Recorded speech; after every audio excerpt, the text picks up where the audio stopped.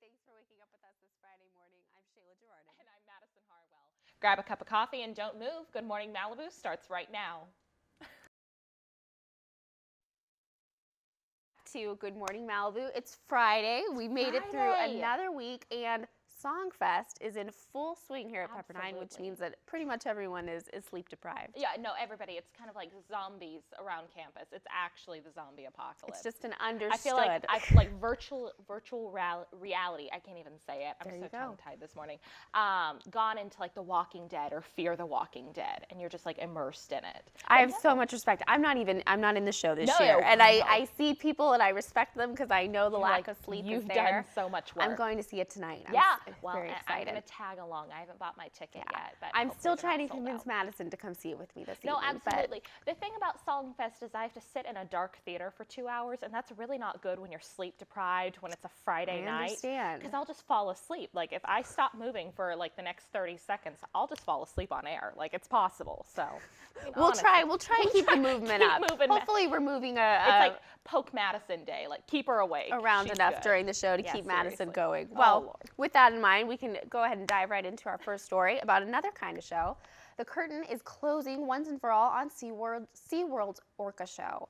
3 years after the documentary Blackfish was released, SeaWorld announced an end to its controversial orca breeding program. The park announced yesterday that they will no longer breed orcas, and the current generation of whales will be their last. According to SeaWorld officials, the change will also bring a gradual end to the Orca Show. As for the whales at the park now, they'll be available for viewing in a more educational setting.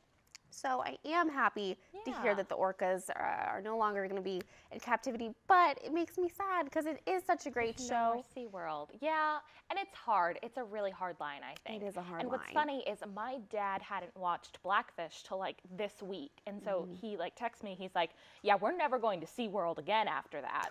And I mean, it's just like so hard because it's a fun place. Like, I always love, they have like these drinks there, and they have like the Shamu head, and I have like 14 of them at this point, and I love them. And I know record-breaking numbers. The orcas that they have right now in captivity, problem is they can't release them back into the wild because studies have been shown that they'll just die within the year probably. So, I mean, it's just hard. So at least they'll have the ones that they have now. Yeah, the ones there already are good to go. Yeah, and Tillicum, we'll be staying there. I hear he's still sick. I mean, because he's still the one who was the main character in Blackfish. He's still around, so hopefully he just gets better. But I think after Blackfish, it's just been something that it was too much for them to recover. They have been facing a lot of pressure. So finally, 3 years after the documentary was released, and it was a cult thing. Like, everybody I knew had seen it. I mean, it was like have you seen Blackfish? Like, oh my God. And I just feel so bad. Like, I heard SeaWorld was giving away tickets on the radio this morning, and I'm going to San Diego this weekend, and I was like, oh, there you go. Man. See the Orca Show before it closes. No, it's a win-win. I don't think I am. Oh, I wish. No, and it's hard because you don't want to support them, but then it's SeaWorld. It's fun. I don't know. Well, you know. So, moving on to lighter news, though, and not my personal struggles with SeaWorld. It's been a tight race for the Democratic presidential nomination, but we know one Democrat who won't be seeking the top spot. First Lady Michelle Obama made it clear on Wednesday that she has no plans to run for president. Speaking at the South by Southwest Festival in Austin, Texas, the First Lady said she had no intentions of returning to the White House after her husband's term ends. She plans to focus on her children and serving the public. That makes me so sad. I love Michelle Obama. I love the Obamas. I do They're too. like a pop culture icon I'm a big fan of Michelle Obama, but I'm glad to see she's going ahead. She's saying, no, I want to focus on my children. No, I want to take a step out of the spotlight and still do good for the public. It is interesting, though, because House Speaker Paul Ryan just said yesterday that he won't be running for president or accepting the nomination. Like, so everyone's taking a step back. They're like, you have Cruz, Clinton, Donald Trump. There's enough cooks in the kitchen. We're piecing out on this. We'll bypass this round. And First Lady Michelle Obama is joining them, taking a stand. Absolutely. But speaking of Cruz, so Ted Cruz has found his heavy metal twin. So not really, but Stryper frontman Michael Sweet isn't related to Ted Cruz, but he definitely looks like him. In the video, you can kind of see they bear a striking resemblance. Over the past week, an online joke spread pointing out the resemblance between the heavy metal frontman and the Republican nominee. Sweet acknowledged the resemblance, tweeting, "So I guess my doppelganger is at Ted Cruz. Guess I better cancel the Striper tour so I can focus on my campaign." So this isn't the first time that Cruz has been satirically linked to others, some of which include the Zodiac Killer and Kevin from The Office. At one of the rallies, this guy stood up with a Kevin from The Office and like, "We want to know, are you Kevin from The Office?" And Ted Cruz's face, it just falls. He's just like, oh. Cruz has so many twins. Yeah, after the whole little debris incident in one of the debates where he had something clinging to his lip, I feel like Cruz is just getting mocked. I'm like, this is better. Other. And I see the resemblance. Do you see the resemblance? I've seen other people that are saying, I don't know if it's there. And originally even Sweet said, I don't think we look alike. But I see it. I mean, think he's found a wig on his him. heavy metal twin. No, absolutely. They need to do a duet. I don't know. There you if they go. Want to, but you know, I think they should. No more politics. He can just go into heavy metal. I think it's a great career path. Well, moving on to something else that's taking the internet by storm. Thanks to this video, now we really do know what the fox says.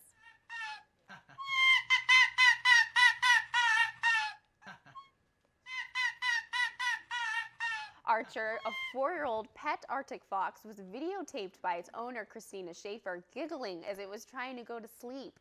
Schaefer uploaded the video to her Facebook page on March 13th, and the clip has gone viral.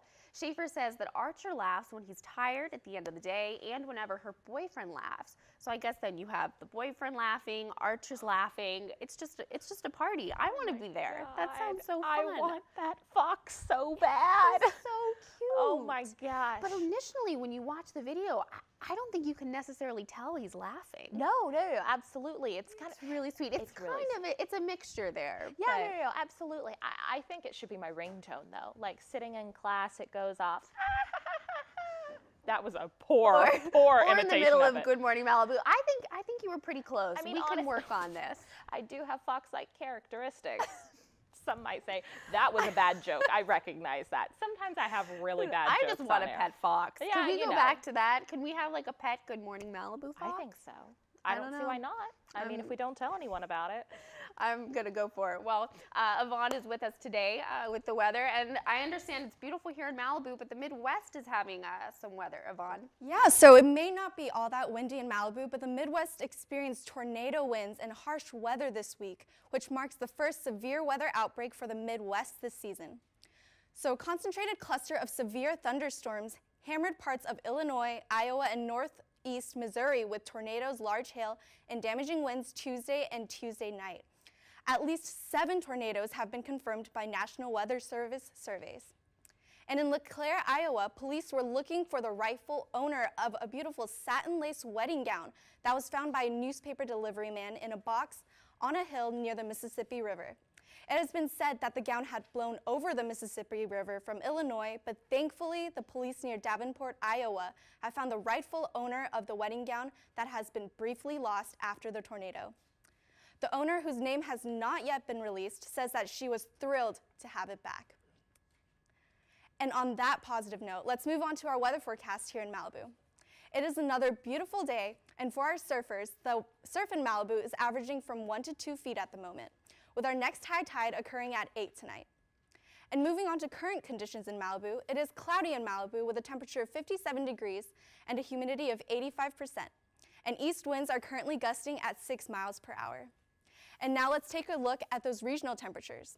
It is currently 58 in Agora Hills, 57 in Calabasas, 55 in Thousand Oaks, and 59 in Santa Monica. And now let's catch a glimpse of the weather forecast for this weekend. Today is going to be partly cloudy in the morning and eventually clear up as the day continues with a high of 68 degrees and a low of 54. Tomorrow, we will be seeing partly cloudy skies with a high of 70 degrees and a low of 54. And on Sunday, we will be seeing partly cloudy skies again with a high of 68 degrees and a low of 54. So Shayla, it looks like we're in for a pretty cloudy weekend. What do you and Madison think about that? I don't know. Definitely a change for Malibu, but clouds and no rain? Definitely. That makes me sad. Oh, it makes you sad. Well, I'm always hoping for rain. That's fair. Especially in Malibu. When we get back, we've got all the latest on March Madness. Don't go anywhere. For those waiting to experience Tijuana without the hassle of driving your own car across the border, Uber has you covered. Starting today, Uber is allowing people to request rides that cross the U.S.-Mexico border. But there's a catch. The service only allows users to go from San Diego to Tijuana and doesn't allow Ubers to be requested from the U.S. to come back into Tijuana to grab people. This is due to a taxation law that taxes the point of pickup, not the point of drop-off. Uber said that it is working with the Mexican government and taxation laws there to get border pickups across the border.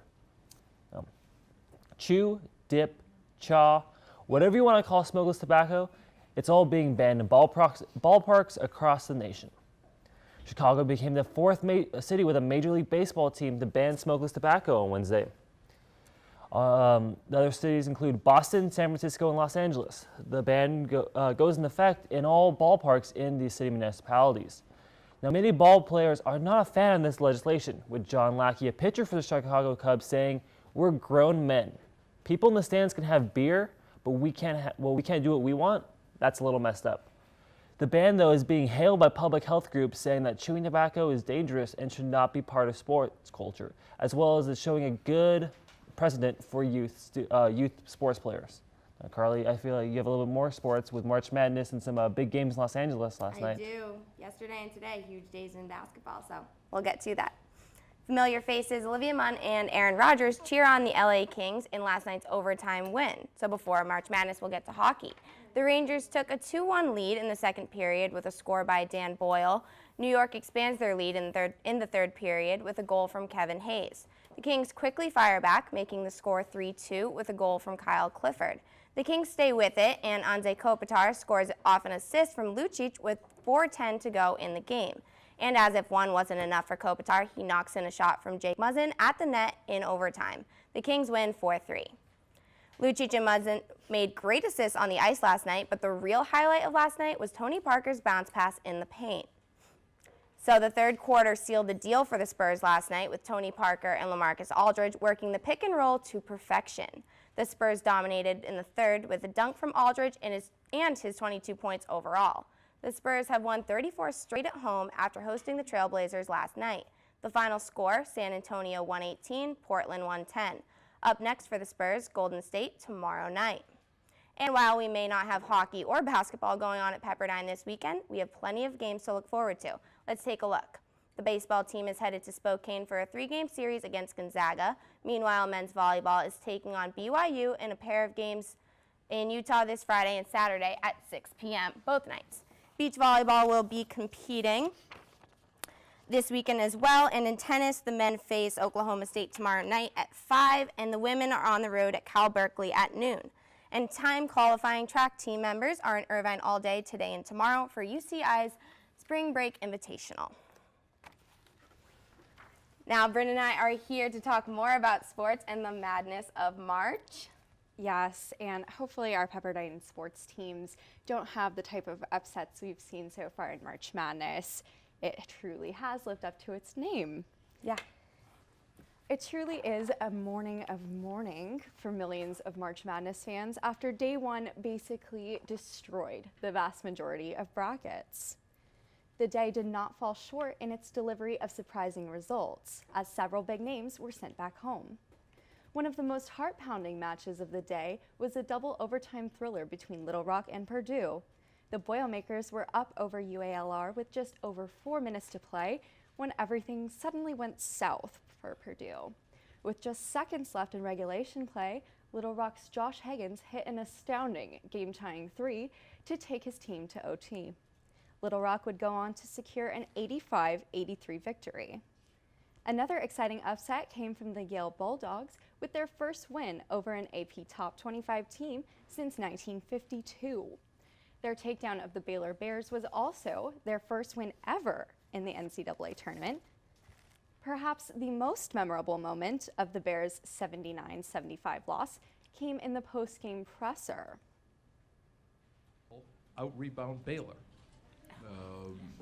You go up and grab the ball off the rim when it comes off, and then you grab it with 2 hands, and you come down with it, and that's considered a rebound. So they got more of those than we did. 2 additional disappointments came from Seton Hall and Arizona.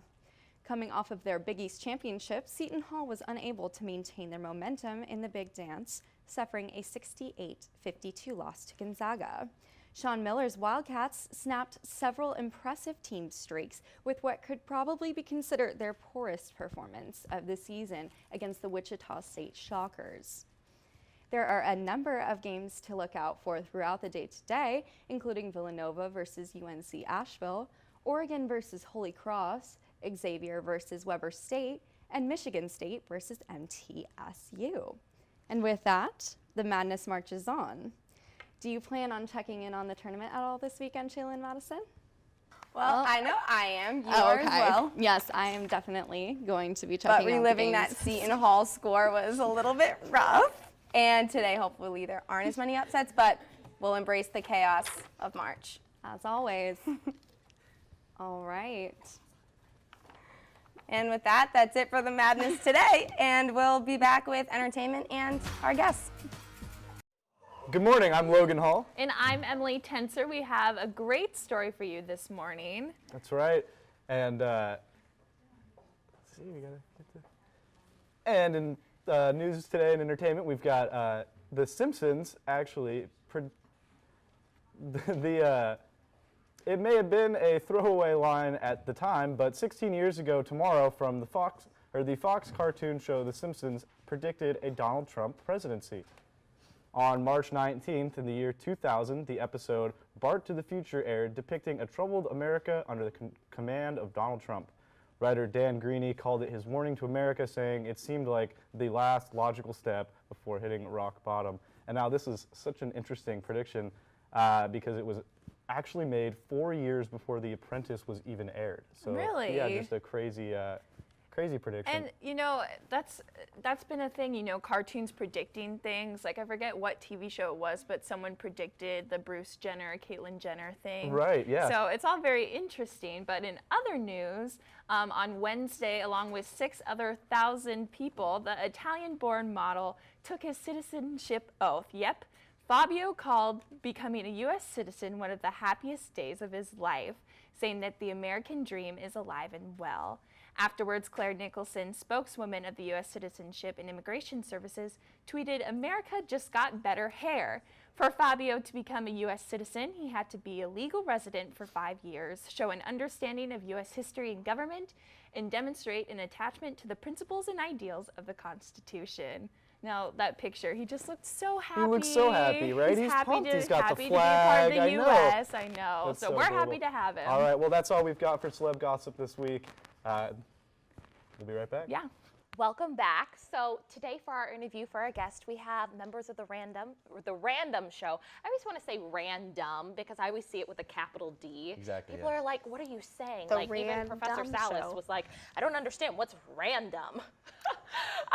So we've got Sean here. And Sean, do you want to introduce your green man, your little green man? Yeah, this is the genius behind the Randumb Show. Hi, how are you? So it's just Green Man. It's just Green Man. Green Man it is. Okay. All right. He's so doing well. He's doing well? Okay, I'm so glad. We put him in front of the green screen earlier, and that was so funny. He just disappeared. Yeah, that was crazy. I have a lot of appreciation for your morph suit because God knows if you put me in a morph suit, I would not look as good. It's a Trust fashion me. statement. You're Look, rocking cottage it. cheese So and it's trash a good look. I say we do it Yeah. 1 week on Good No, Morning Malibu, absolutely. or just right in front of the green screen. I In like front it. of the green screen, just disappear So- with a disembodied head. You guys have an episode, your second episode of the semester, coming out very soon. Yep. Can you fill us in on that? Yeah, it's next Thursday, and it's going to be in the Hawk at 6 p.m. Okay. So all of you local Malibu residents, come on out, see some sketch comedy. I'm excited. Yeah, it'll be great. Now, Green Man, will Green Man be making an appearance in this episode? Oh, he has cue cards. Maybe. Cue cards. That just Oh made my it gosh. so much better. We're All only right. going to get assorted answers, though. He's only got like 5 cue cards, so we got to keep the answers. You got to tune in just so we can catch Green Man. Okay, so sketches. You have a couple of ongoing sketches. I know you have the cleans. Which one's the woman who cleans things? I think you might be referring to DPS Love Story. DPS Love Story. That Yes. is my favorite thing. sketch. So DPS DPS Love Story, it's about a DPS officer and a Pepperdine cleaning lady It's incredible. who, upon making eye contact, fall madly in love I think the fake mustache is my favorite part. Oh, no, it's real. Oh, it's real? Okay, absolutely. Combs it. Uh-oh. Yeah. Do you guys have hibiscus tea? No, we don't on set. on us. Oh, you know, I'm Can we get some sorry. hibiscus tea, please? Yeah, that was in his contract. Sometimes we have snacks in the green room. Yeah, sometimes. You would fit in great We're there. more of a coffee show. I don't know. We're not a tea show. Okay. We do have mugs. He's going to walk off set, basically. Okay, so if I wanted to do a sketch for Randumb, Yeah. how would I pitch that? How do I come to a meeting? What do I do? Yeah, so after each episode, so we have this episode on Thursday at 6. The following week, we'll have our next pitch meeting, that Wednesday at 8.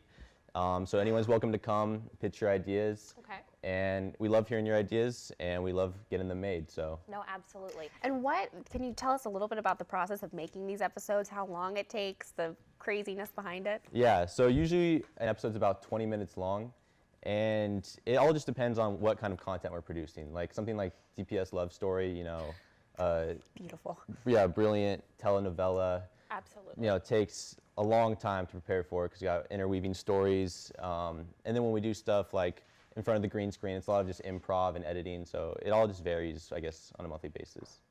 So, Mr. Greenman, what's your favorite ongoing series for Randumb? Do you have a cue card I for don't that? know That's if you going to can be pretty use a cue impressive card if for you this do. one. I'm going to be really scared if you do.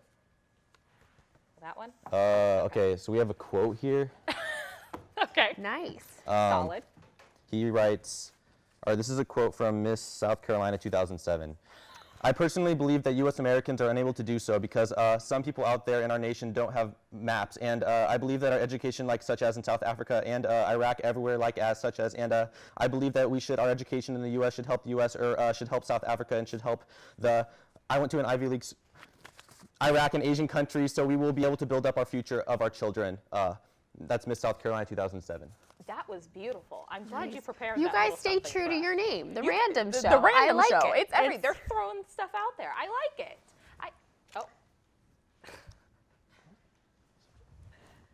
I'm sorry. Yeah.